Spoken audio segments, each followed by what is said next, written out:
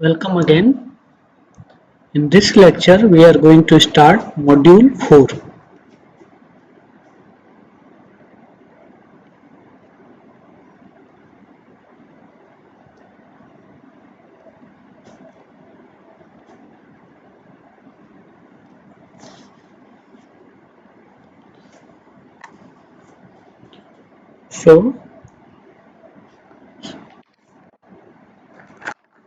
So far we have seen canal headworks or diversion headworks.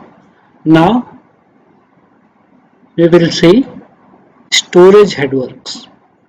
Dams are storage headworks. Okay. Weirs and barrages are also form of dams, but they don't store. They work as diversion headworks. In this chapter, this module, we will study about storage headworks. Okay. So let us start with gravity dams.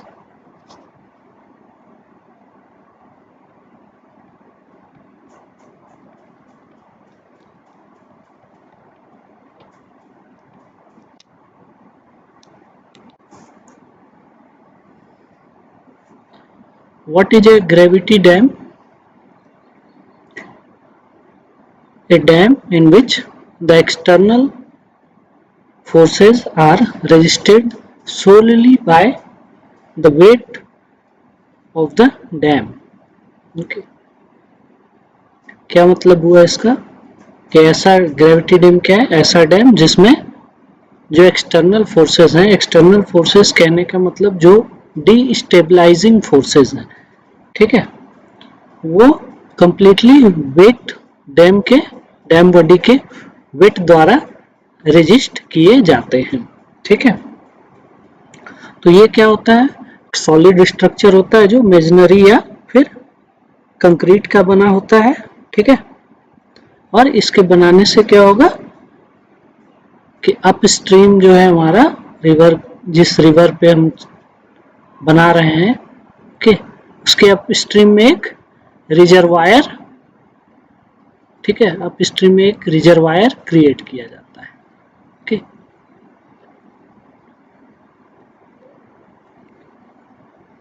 और इसका जो gravity dam होता है, इसका section कुछ इस तरह design किया जाता है.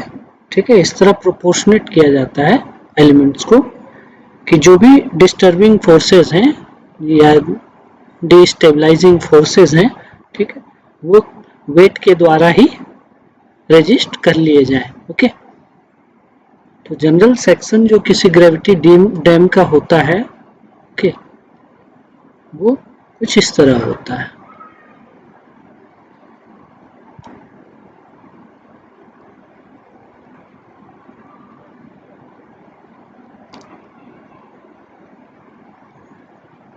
ठीक है, ये जनरल फॉर्म है.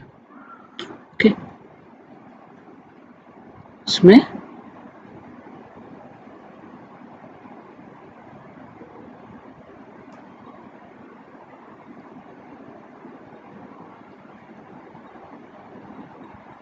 इस तरह का भी स्लोपिंग कर दिया जाता है.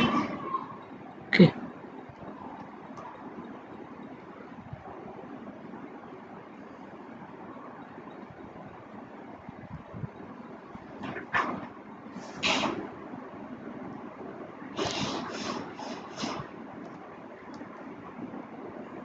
ये जनरल शेप है.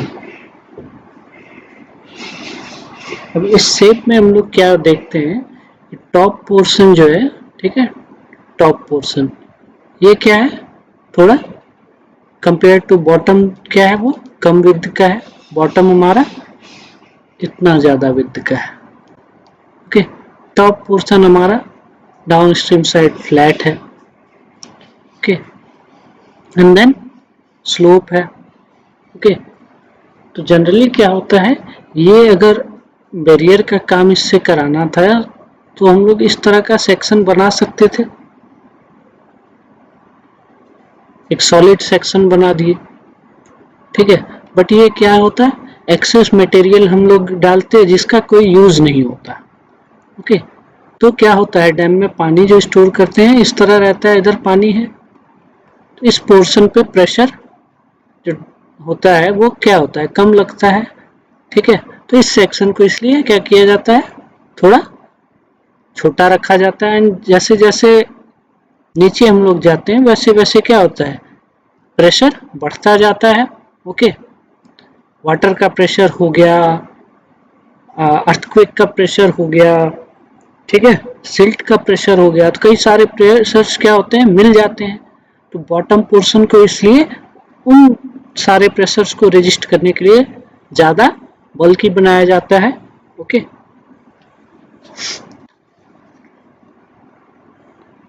ठीक है, तो ये जो ग्रेविटी डैम्स हैं जनरली कहाँ बनाए जाते हैं, नैरो गॉर्ज में। नैरो गॉर्ज कहने का मतलब कि जहाँ पे रिवर जो है अपना बहुत ही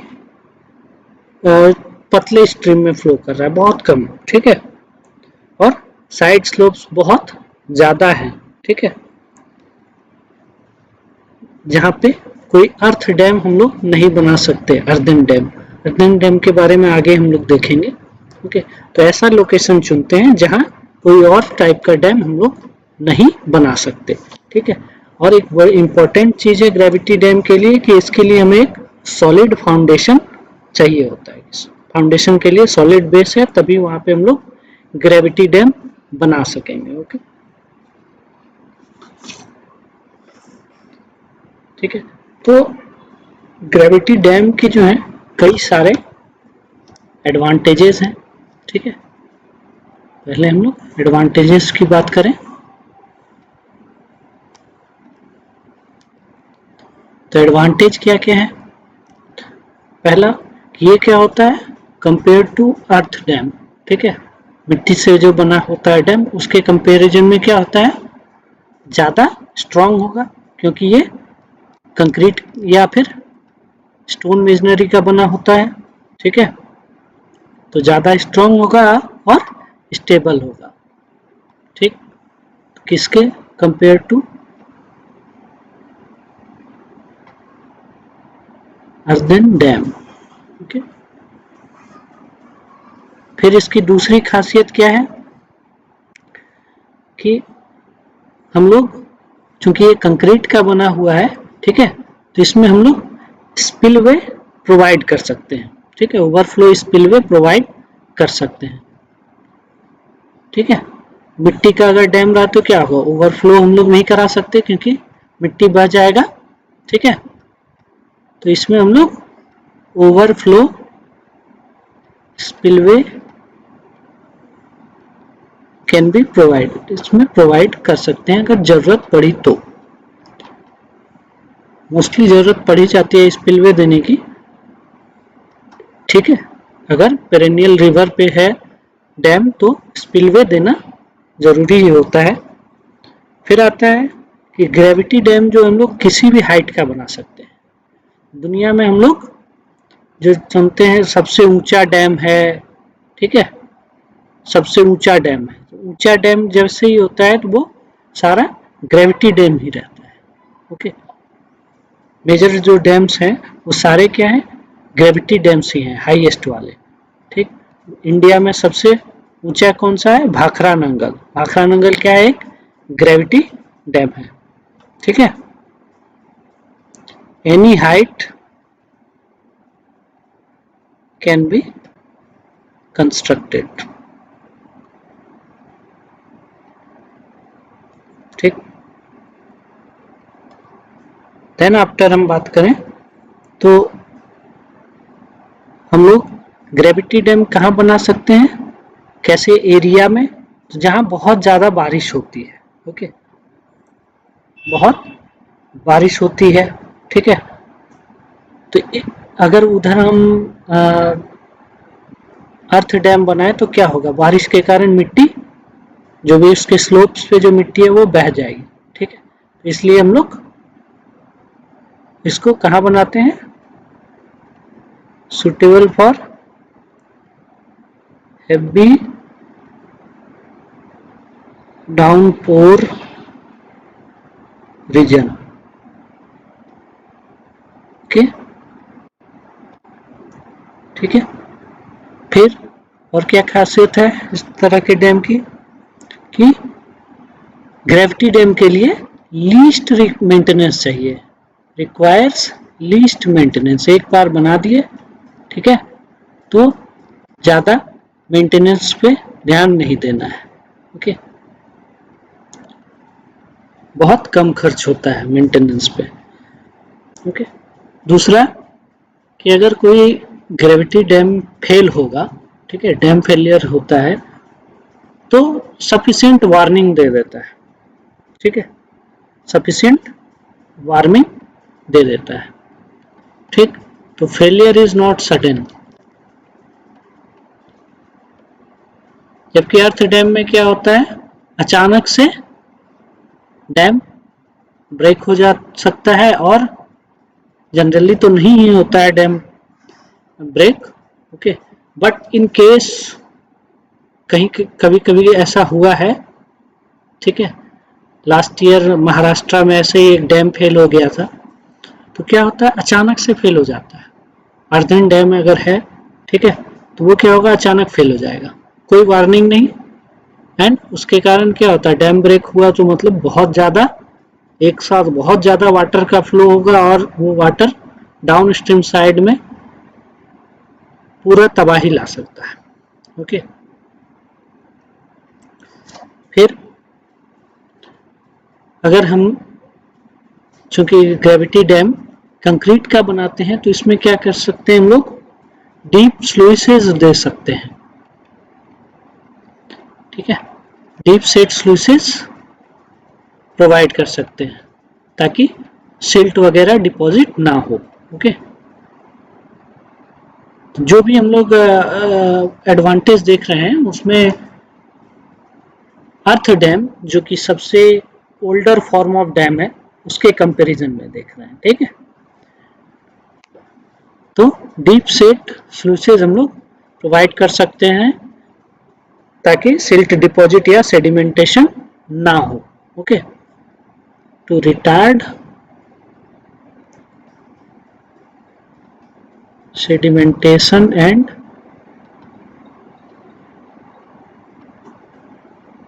silt और silt deposit। ओके, फिर एक और एडवांटेज है इसका, ठीक है, कि लॉन्ग रन में ये बहुत ही चीपर इन लॉन्ग रन, लंबे समय में के लिए ये क्या होता है, बहुत ही सस्ता होता है। ओके, और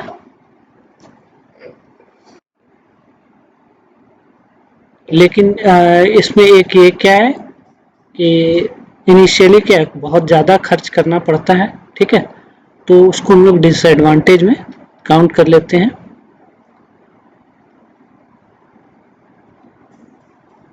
डिसएडवांटेजेस क्या क्या हो सकते हैं, पहला कि रिक्वायर्स साउंड रॉक फाउंडेशंस,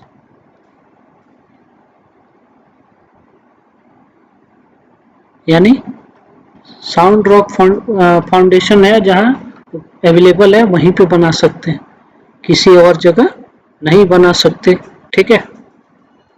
अगर परमिएबल फाउंडेशन कहीं पे है, परमिएबल है फाउंडेशन, तो वहां पे हम लोग ग्रेविटी डैम नहीं बना सकते, ठीक है।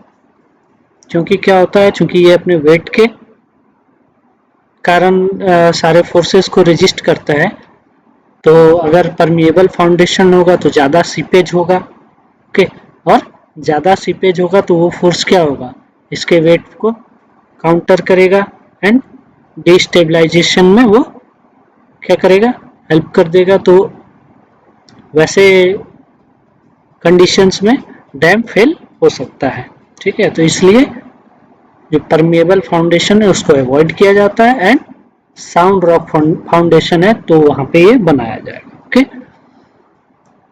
फिर इनिशियल कॉस्ट क्या होता है, बहुत ज़्यादा हाई होता है, ठीक। फिर अगर जो हमारा मटेरियल है, ठीक है, वो अगर या कंक्रीट जो हम तैयार कर रहे हैं, ठीक है, उसके ट्रांसपोर्ट के लिए, ठीक, कुछ हमारे पास मैकेनाइज्ड साधन नहीं है रहे, तो ये क्या होता है, बहुत ही time taking, requires long time if mechanized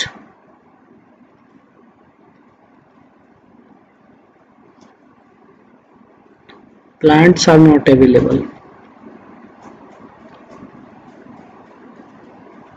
for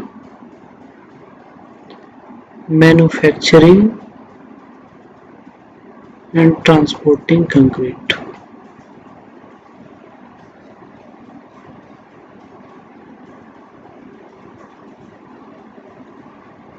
Are not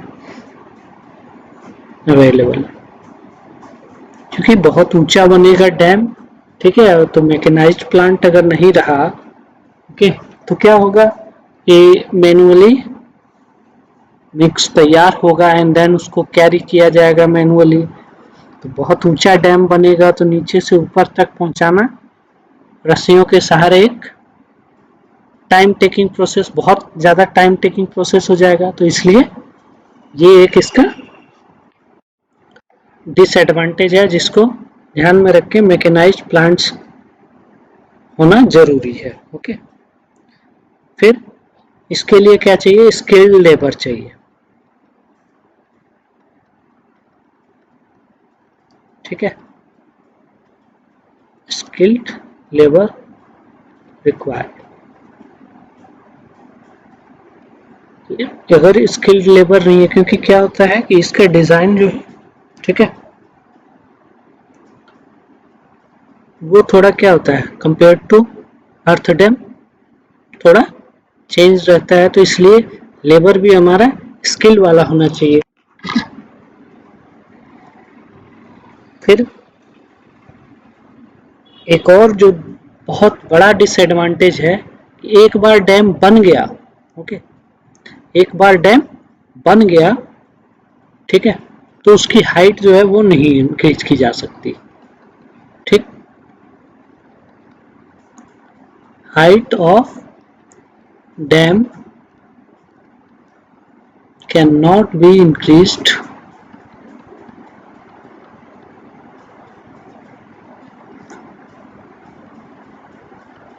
eight a later stage,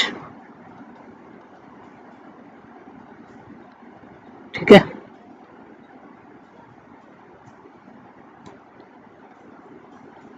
unless specific provisions are made in the initial design.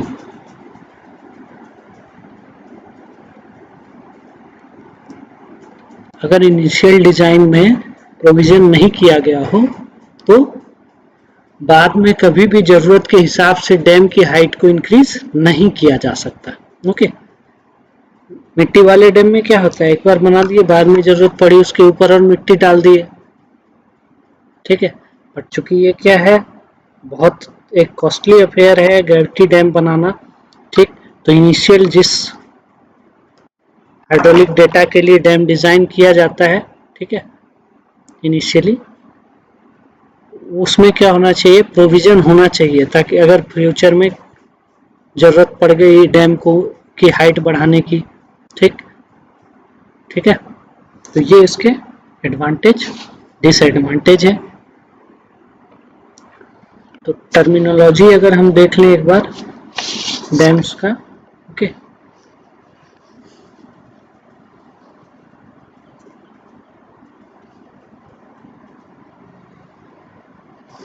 फिर से एक बार हम वो डायग्राम बनाएं,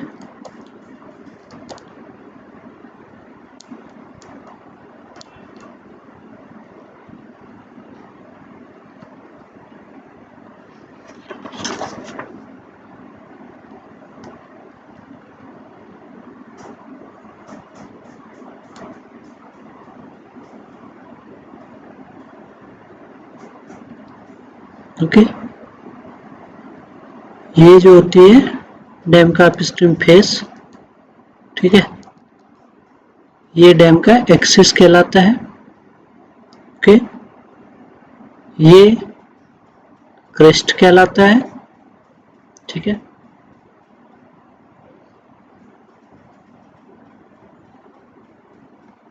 इसको कहते हैं हम लोग हिल, ये कहलाता है हमारा टो। ओके, ये होती है डैम की स्ट्रक्चरल हाइट।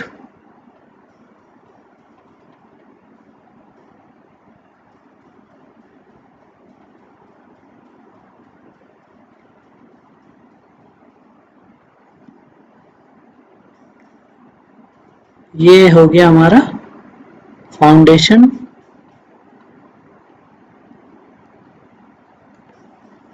इसको कहते हैं हम लोग बेस विड्थ।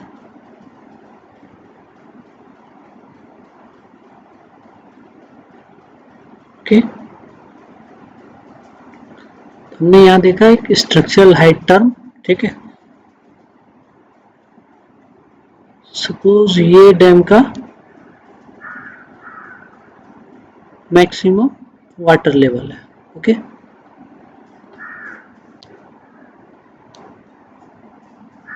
और ये फुल रिजर्वायर लेवल है।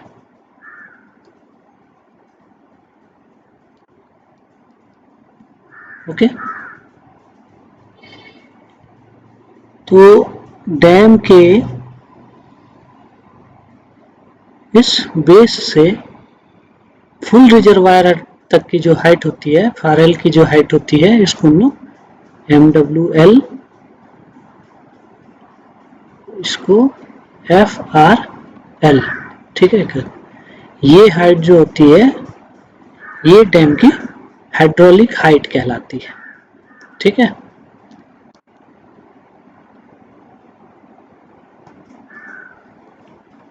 ओके, ये क्या होगा, कहाँ से मेजर, रिवर के बेड से। ओके, ठीक है, बेसिक टर्म्स जो हैं वो हैं किसी डैम के। ओके, नाउ अब हम लोग देखेंगे कि ग्रेविटी डैम्स के जो हैं, ठीक है, शेप क्या क्या हो सकते हैं। ओके, शेप,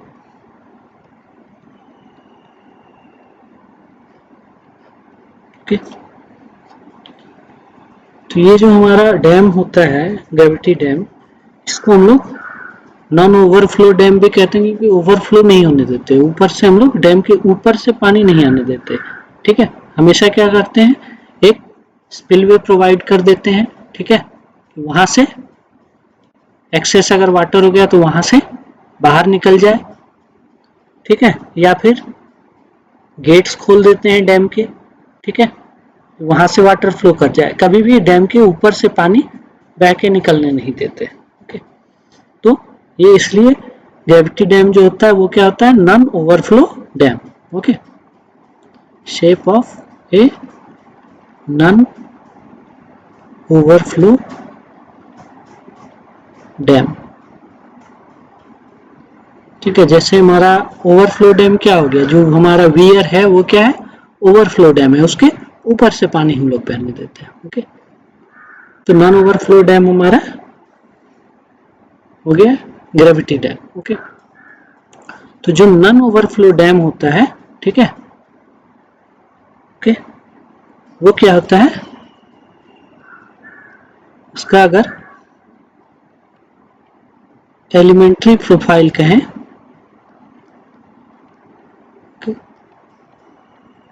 तो एलिमेंट्री प्रोफाइल क्या होता है, ट्रायंगुलर होता है।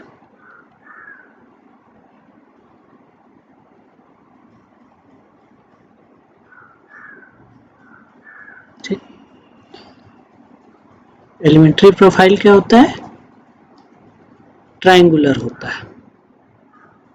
ठीक है, बट हम लोग क्या करते हैं कि इंस्पेक्शन के लिए रोडवे प्रोवाइड करना होता है, तो टॉप को क्या करते हैं हम लोग, थोड़ा टॉप विड्थ दे देते हैं डैम को, ओके, ताकि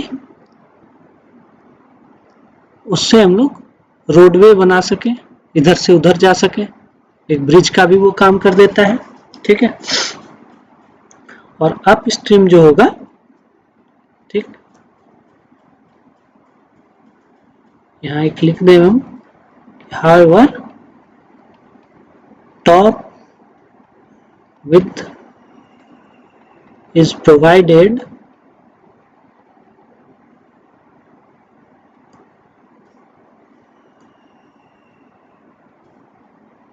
for roadway।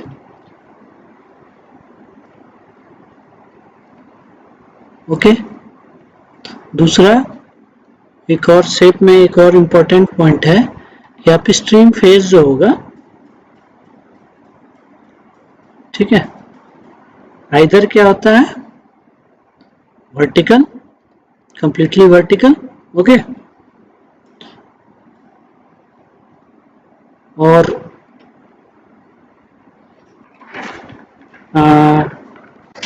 Sloped, completely sloped या इंक्लाइंड,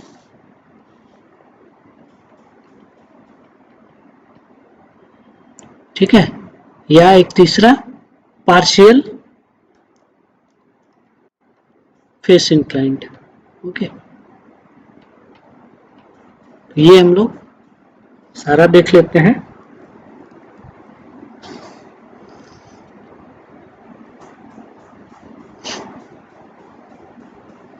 तो एक हमारा हो सकता है क्या, कंप्लीटली इस तरह, ठीक है,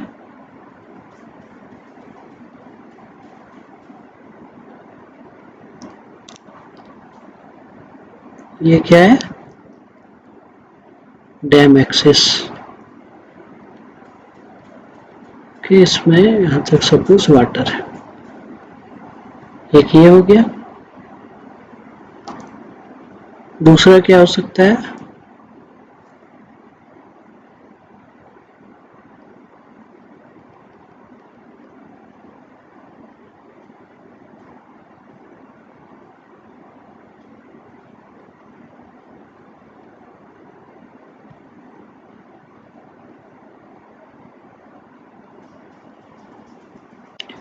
up stream face completely inclined, okay, ये डैम एक्सिस है।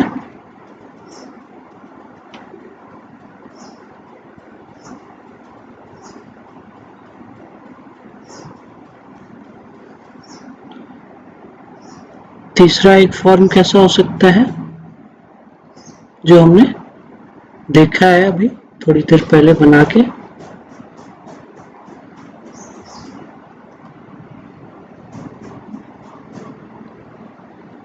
कि कुछ पार्ट क्या है, completely vertical and then inclined, okay. तो ये डैम एक्सिस,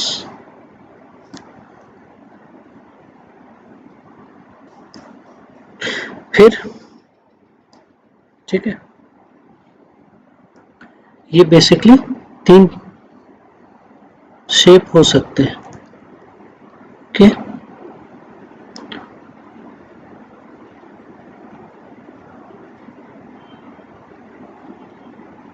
तो ये हमारा क्या है, शेप हो गया, ठीक। अब अगर इस शेप में स्पिलवे भी प्रोवाइड कराया जा रहा है, ओके, स्पिलवे या ओवरफ्लो सेक्शन प्रोवाइड कराया जा रहा है, तब क्या होता है कि जो हमारा स्पिलवे है, जिसके बारे में हम लोग इन सबके बाद पढ़ेंगे, वो एस शेप का प्रोवाइड करा देते हैं। दैट मीन्स कुछ इस तरह का प्रोवाइड करते हैं। सपोज ये है हमारा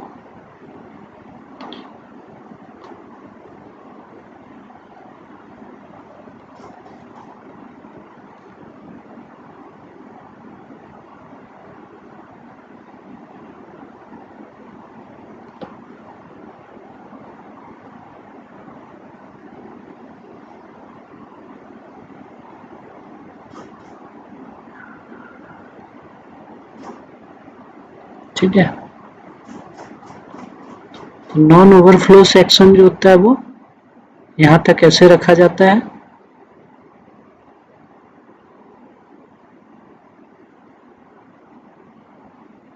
देयर आफ्टर डैम में ओवरफ्लो सेक्शन प्रोवाइड कराया जाता है। ओके, इसके बारे में ये हम लोग देखेंगे। ठीक है, ये वाले चीज जो है हम लोग देखेंगे। ये क्या है? शेप ऑफ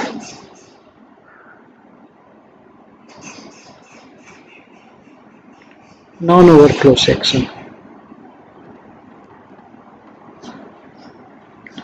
जनरली जो हमें डैम दिखता है, डैम का नॉन ओवरफ्लो सेक्शन ही दिखता है। हम लोग अगर व्यू पॉइंट है, व्यू पॉइंट से भी देखते हैं तो ये नॉन ओवरफ्लो सेक्शन ही देखते हैं हम लोग। ओके, और अगर इस तरफ आ जाए, सामने से देखें, तब हमें जो स्पिलवे पार्ट दिखता है, ठीक है, ये दिखता है। ये क्या होता है? एक पार्ट कहलाता है हमारा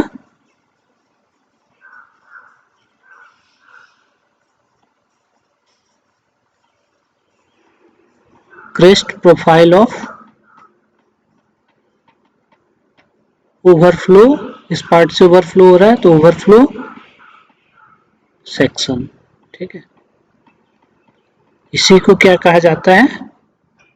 स्पिलवे। ओके, उसके बाद स्पिलवे के बाद इधर हम लोग अगर डैम में, किसी डैम में देखें तो नीचे इस तरह के एनर्जी डिसिपेटर्स होते हैं, क्योंकि वाटर क्या है, बहुत ही हाई वेलोसिटी से फ्लो करके आती है तो उसके अंदर बहुत एनर्जी होता है। ठीक है, तो उस एनर्जी के कारण ये डाउन स्ट्रीम बेड को नुकसान ना पहुंचाए, इस तरफ स्कावर ना करे, इसलिए क्या किया जाता है? एनर्जी डिसिपेटर प्रोवाइड कराया जाता है, जिससे टकराकर वाटर की जो एनर्जी है वो क्या होती है? कम हो जाती है। ओके, और हमारा डाउन स्ट्रीम बेड वगैरह जो है वो सेफ रहता है। ओके, तो नेक्स्ट हम लोग जो आगे फोर्सेज जो है डैम पे, ठीक है, वो देखने से पहले एक बार ये वाला पार्ट देखें। ठीक है, शेप वाला पार्ट में जो ये लास्ट है, इसको थोड़ा हम लोग देखते हैं भाखड़ा नंगल डैम के सेक्शन में। ओके, ये है भाखड़ा नंगल डैम। ओके, इस डैम में हम लोग क्या देख रहे हैं? ये हमारा डैम बॉडी है पूरा। ओके, इस तरफ ये हमारा रिजर्वायर फॉर्मेशन है, ये पूरा रिजर्वायर इतना बड़ा। ओके, पूरा रिजर्वायर एरिया है। ठीक है,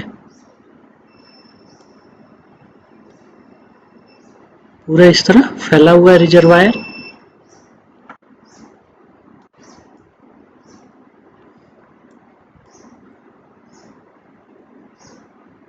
तो यहाँ अगर हम देखें तो ये क्या है? एक रास्ता हमें दिख रहा है।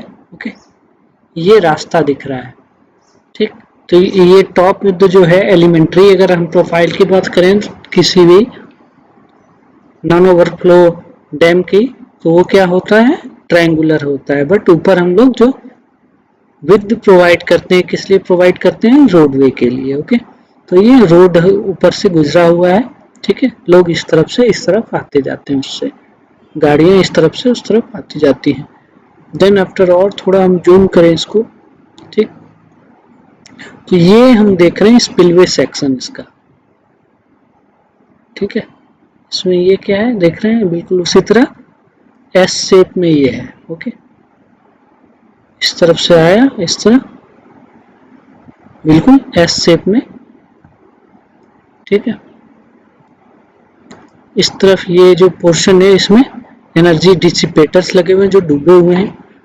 ठीक, तो ये क्या करता है? ये पोर्शन जो भी हाई एनर्जी, क्योंकि बहुत ऊंचा डैम है तो इतनी ऊंचाई से पानी यहाँ आता है, एनर्जी लेवल बहुत हाई होता है वाटर का, तो इधर ये एनर्जी डिसिपेटर्स के कारण क्या होता है कि यहाँ से यहाँ तक में उसकी सारी एनर्जी जो है, ठीक है, वो क्या कर दी जाती है, डिसिपेट कर दी जाती है, एंड फिर उसको इस तरह फ्लो होने दिया जाता है। ओके, यहाँ पे एक और सेक्शन हम लोग देख रहे हैं, इस तरफ से भी पानी आ रहा है, ठीक है, इधर से भी देख रहे हैं पानी आ रहा है, ठीक है, तो वो भी एक स्पिलवे है।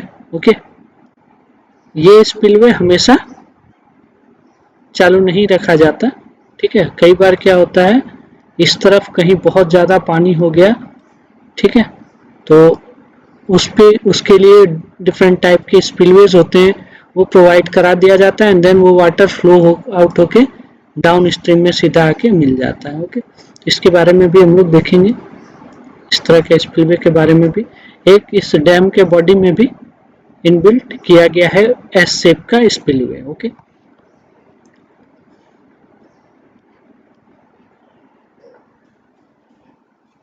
तो वापस सब हम लोग कौन कौन से फोर्सेस इस डैम पे लग रहे हैं वो देखेंगे।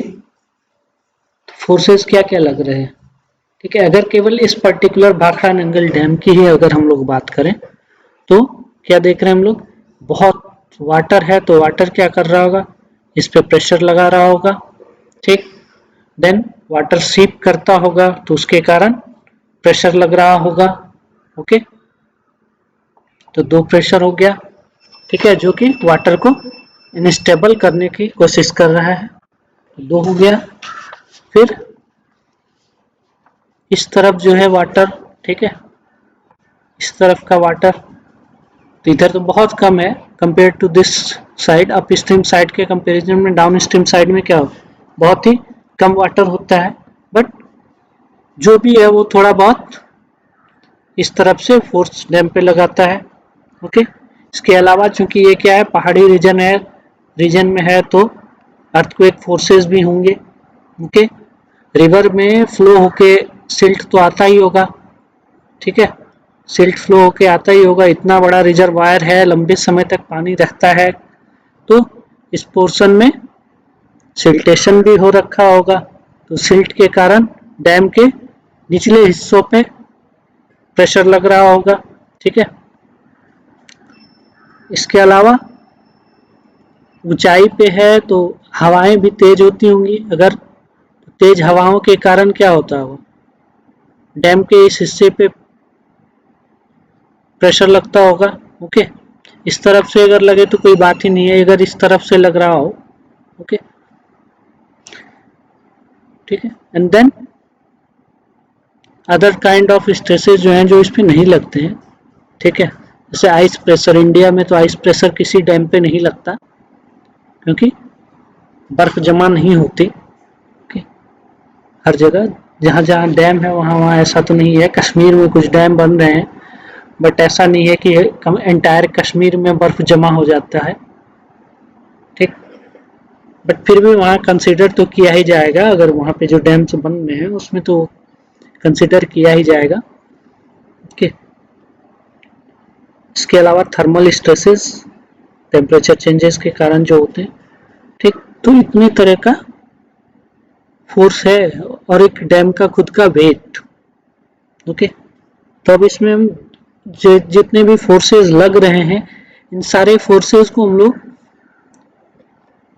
दो पार्ट में बांट सकते हैं, एक वो जो डैम को अनस्टेबल को करने की कोशिश कर रहे हैं वो फोर्सेस, और दूसरे वो फोर्सेस जो डैम को स्टेबल रखते हैं। तो डैम को स्टेबल रखने वाला पहले कौन कौन सा, बहुत कम फोर्सेस होंगे डैम को स्टेबल रखने के लिए, तो एक तो जो डैम का खुद का वेट है, यहाँ हम एक चीज देख रहे हैं, क्या है, ये जो है पत्थर है, ठीक है, ये पहाड़ी पत्थर वगैरह, ठीक, और इस तरफ भी पहाड़ी पत्थर वगैरह, इसके कारण यहाँ पे बहुत ही नैरो गॉर्ज बना हुआ था, बहुत ही गॉर्ज का बना हुआ था, गॉर्ज यानी बहुत सकरा रास्ता यहाँ पे बना हुआ था, इसलिए ये डैम के लिए क्या हुआ, बहुत ही आइडियल लोकेशन हो गया। ओके, तो अब अगर हम इसमें देखें, हाँ, फिर वो कि फोर्सेस, एक तो डैम का खुद का वेट है, ओके, देन डैम को अब और कौन सपोर्ट कर दे रहा है, तो डाउन स्ट्रीम से जो फोर्सेस लग रहे होंगे वो अपस्ट्रीम डायरेक्शन में लग रहे होंगे तो वो भी स्टेबिलिटी में हेल्प कर रहे हैं। ओके, और इस तरफ जो डैम का जो भी थोड़ा बहुत पानी, ये जो पानी है जो भी थोड़ा बहुत इस डाउन स्ट्रीम फेस के हम लोग स्लोप ही रखते हैं हमेशा, तो उस स्लोप पे डाउन स्ट्रीम साइड में नीचे साइड जो भी इस पोर्शन पे जो भी वर्टिकल कंपोनेंट उसका लग रहा हो वेट का। ओके, तो ये तीन तरह के फोर्सेस क्या है, डैम को स्टेबल रखने की कोशिश कर रहे हैं। एंड अनस्टेबल रखने के लिए कितने फोर्सेस हैं, सबसे मेजर तो ये वाटर प्रेशर है, ठीक है। दूसरा इसके कारण जो अपलिफ्ट हो रहा होगा, ओके। फिर तीसरा अर्थक्वेक फोर्सेस, ठीक है। अर्थक्वेक फोर्सेस तो उसका तो कोई फिक्स ये नहीं होता है, बट फिर भी उसको हम लोग वर्स्ट केस बनाने के लिए उसको इधर से ही मानते हैं कि वो डैम को अनस्टेबल ही करेगा, एनी हाउ वो अनस्टेबल ही करेगा। ओके, फिर हवाएं चलती हैं तो हवाओं के कारण भी कुछ फोर्स लगता है डैम पे, ठीक। और उन हवाओं के कारण वेव जनरेट होता है तो वेव के कारण भी फोर्स लगता है, ठीक है। इसके अलावा जो सिल्टेशन इसमें हो रखा है उस तो सिल्ट का प्रेशर हो गया, ठीक। और थर्मल स्ट्रेसेस, जो मटेरियल जो होगा इसका कंक्रीट मटेरियल, उसमें जो और मटेरियल यूज हुए होंगे उनमें जो स्ट्रेसेस डेवलप होंगे तो वो भी अनस्टेबल करने में, डैम को अनस्टेबल करने में वो भी काउंट हो जाते हैं। ओके, इसके अलावा जहां बर्फ गिरती है तो वैसे रीजन्स के लिए हम लोग आइस प्रेशर को भी कंसिडर कर लेते हैं। ओके, तो इस तरह अगर हम देखें तो टोटल 3 फोर्स हमें स्टेबिलिटी के लिए मिलते हैं और 8 फोर्स इनस्टेबिलिटी, डैम को इनस्टेबल करने के लिए। ओके, तो नेक्स्ट लेक्चर जो होगा उसमें हम लोग ये सारे फोर्सेस को 1 बाय 1 देखेंगे।